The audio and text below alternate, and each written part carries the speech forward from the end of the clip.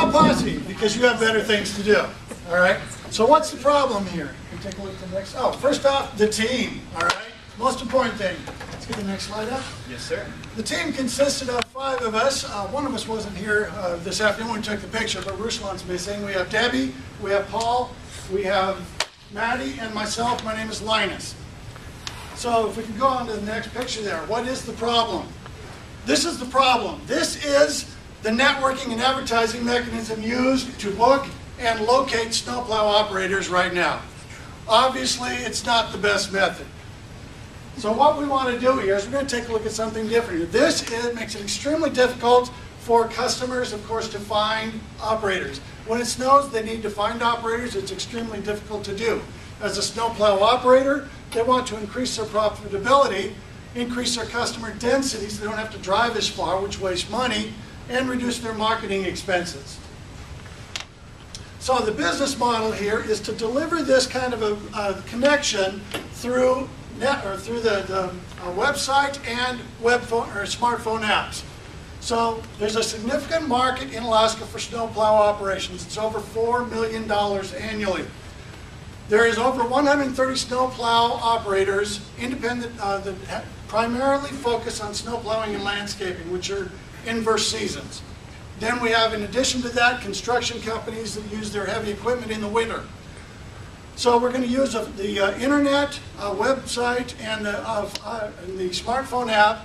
Makes it ease of use, instant gratification, and we have gone out, done surveys. We have an online survey we did, called some snowplow operators to verify the market here for this. Value proposition. Customers, we get instant referrals. You don't have to go looking on the telephone poles out in your neighborhood to try and find the flyers of who plans or who plows in your neighborhood. A quick purchase. You can do it right on the website or the phone app. All right? For operators, it eliminates their marketing expense. Of course, putting flyers on telephone poles isn't that big of an expense until you figure in that you could actually be plowing driveways during that time. It reduces their operating expense because they're not going to have to be driving clear across town. We can increase their market density. And that, of course, increases their billable hours. So our projected income, starting in 2013, goes on up to, in 2017, over $6 million. Graduating scale there. These are all based on numbers available from the Census and the Department of Labor for verified numbers here on this. So, for the timeline and demonstrating the rollout, I'm going to turn this over to our programmer and developer here, Maddie. So, Maddie, you're up. Alrighty, one moment. Let me just. Don't you need that slide to explain it? Yeah. Let's get rid of that slide. No. Alrighty, so here we are right into the main page. So what we did, this is kind of a snapshot of the development. I'd say about 50% of the way in there. So we have our databases, and we have a bit of our interface that you're starting to see. Now this is the landing page. We have our slogan, well, we have a few slogans. One of them we played with is "Don't get off the couch," because like we said, like I like to say, childhood obesity is on the rise, and we'd actually like to see this as a business opportunity for hiring snowplows. So, automated snowplow reservations have arrived finally. We have our landing page, and then we have the first 20 plows to get the businesses going. That's for free. Let me create an account really quickly. I think my name is Sushi Kitten because that's like a meme that we had earlier. I'm going to put my real name. And I'm going to show you how quickly it is to create an account. And so this is kind of put in here. So here's my Alrighty, so what you'll see is that what I'll do is I'll post for my property, I'll post that I need to have my driveway done. And you'll see that in a second what that looks like from the other end. Hey, my dad's online.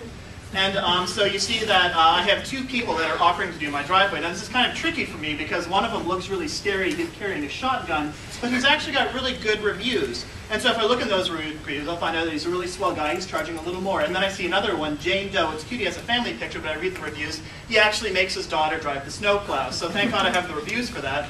I can see that I definitely don't want to take that course of action. Let me pull into the business end really quickly for you. And you can see what the business end will look like. I'm just going to use my own email because I think I have an account in here. And so we started on getting maps integration because we want people to see the available driveways out there on like a pop-up basis. Pop-up basis, and so that's something we want to build in. And then that, what driveways that they have in place, they can pull up on their iPhone or whatever as a Google map. We kind of talked about that. I mentioned the billing. We bill by how many plows people can do through our system. So we figure that if we have a big lump sum, it doesn't necessarily discourage people from doing it, avoiding our system because they're packages where they're not gonna, if they sneak 5 by, that's fine. Otherwise, they'll probably just get some more. Anyway, so you can see we have 2 columns here: accepted jobs and available jobs, and then comments. For instance, don't run over my garden gnomes, and watch out for dumpsters and cookies on Sesame Street. That's a joke. Anyway, so then we also have available jobs. What I can do is I can offer, and then you saw on the previous screen those offers show up, and the person can accept them. So anyway, and then the one future, we're looking for a future feature, which is just recursive.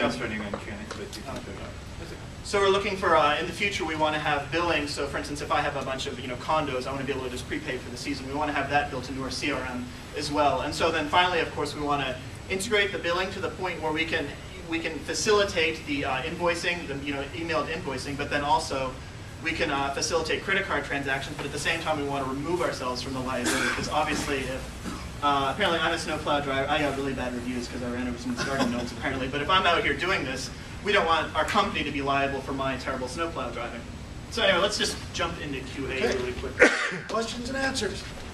Hopefully we have answers. Questions? So how come when you said the total market was $4 million, why do you think it's going to grow to 6 in such a short period? Well, we're looking at, okay, yeah. There's 14 cities that have the highest, 14 states that have significant snowfall in different markets, and we just based it on the number of households in that state with them that use plowing services. So I think it's going to grow because we're getting increasing up to like 2% of that market share. So you're going to be just in Anchorage, or No. No, Anchorage the first year, and we'll go to the 14 cities next year. See, this is the first part of it, and that's the timeline slide had it in there that Maddie jumped across there. But this is 1/2 of a seasonal rotation. Of course, most of the people that are doing landscaping doing snowplow, vice versa. The next phase of this is going to be a mirror site that does landscaping, same type of service in the summer. And then, of course, we grow beyond Anchorage and go on out into other